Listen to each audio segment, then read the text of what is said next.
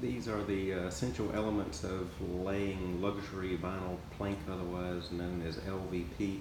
This product came from Lowe's. Very happy with it.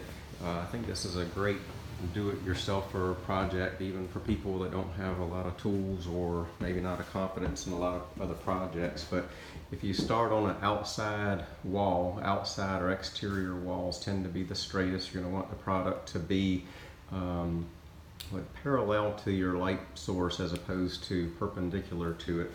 And this product gets spaced about 5/16 off of the wall, and there's little plastic spacers that help you accomplish that.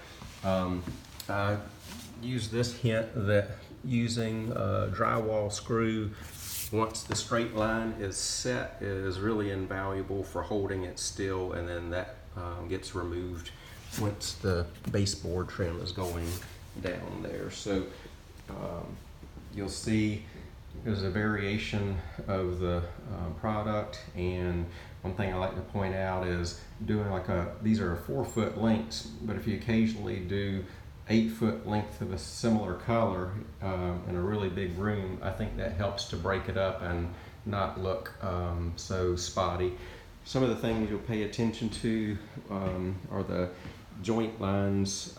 Ideally, you want to make sure that your joints are 8 inches or more apart, and that you're skipping rows. So you'll run into some predicaments, like this is coming into a foyer, so this section of the room is a different length going all the way back to that wall versus this wall going back to there. So it helps to measure the width of the room, and you'll find out sometimes you're going to need to split this row in half to start, so that when you come to the other wall you don't have something less than 2 inches. So in this case I was okay with a full row to start with and a 2-inch row here.